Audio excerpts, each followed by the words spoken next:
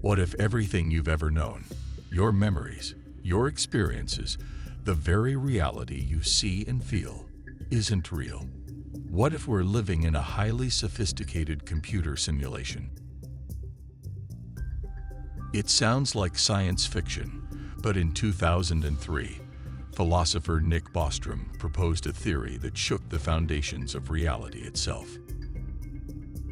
Bostrom suggested that if an advanced civilization could create simulations so realistic, how would we know if we're living in the real world or inside one of those simulations?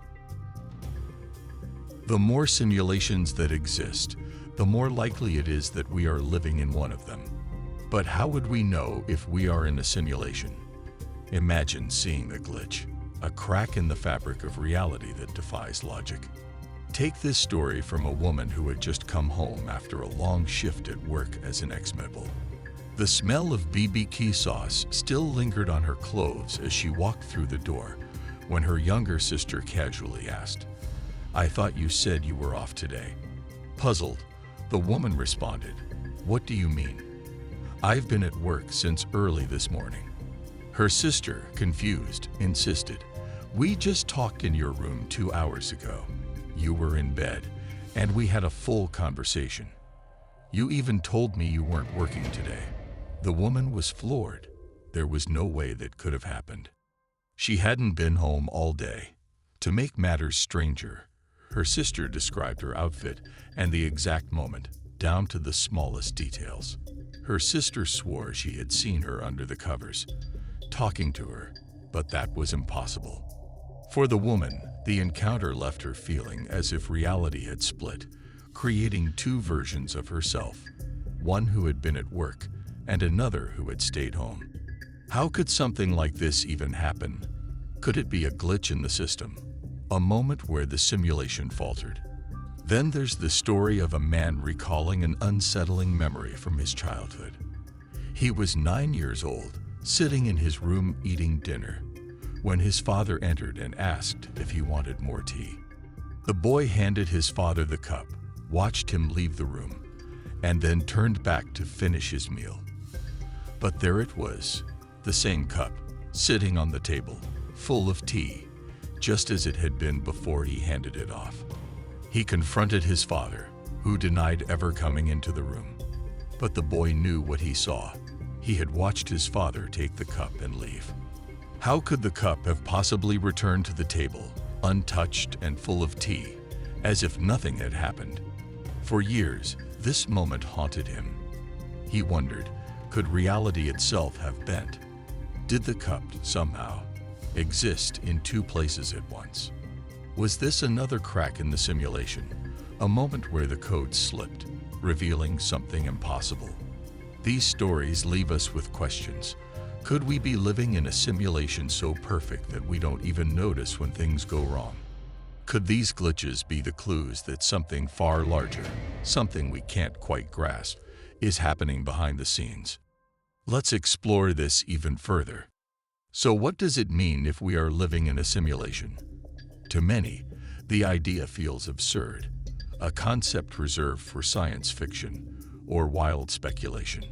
But to others, including renowned thinkers like Elon Musk, the possibility is very real. Musk himself has said that the odds we are not living in a simulation are 1 in billions. But why would anyone think that? Let's dive deeper. The simulation theory draws its strength from rapid advancements in technology.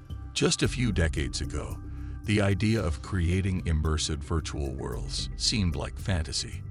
But today, we have virtual reality headsets that allow us to step into other worlds, and artificial intelligence that can simulate human interactions with surprising accuracy. Imagine an advanced civilization with technology far beyond ours.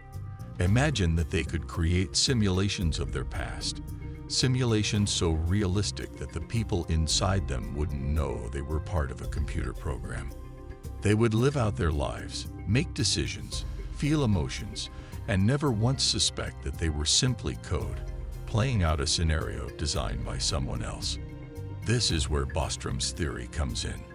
He argued that if such civilizations exist, it's statistically more likely that we are living in one of their simulations than in the original base reality. After all, if a civilization can create one simulation, why wouldn't they create thousands? Millions? The odds of living in the one true reality become vanishingly small. But here's where the questions get even bigger. What happens if we realize we're in a simulation? Does it change how we live? Does it matter if everything we do is pre-programmed, a part of some complex digital system? Philosophers have grappled with similar ideas for centuries.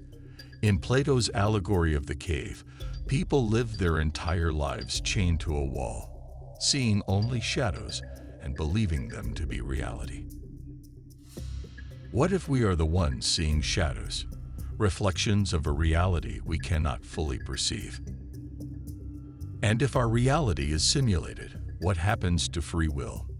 You might think you're making choices, deciding what to eat, where to work, who to love, but are these decisions truly yours? Or are they programmed by some higher intelligence, coded into the fabric of the simulation? If free will is an illusion, then what does that mean for our sense of identity, our sense of purpose? Of course, there are plenty of skeptics. Many argue that there's no concrete evidence that we're living in a simulation, and that these glitches could just be weird coincidences or tricks of the mind. After all, human memory is fallible, and our brains are prone to misinterpreting sensory input. But that doesn't stop people from wondering. Stories of glitches in the Matrix, moments where reality seems to slip, keep emerging. The idea that we could be living in a simulation remains a topic of debate, both in philosophical circles and popular culture.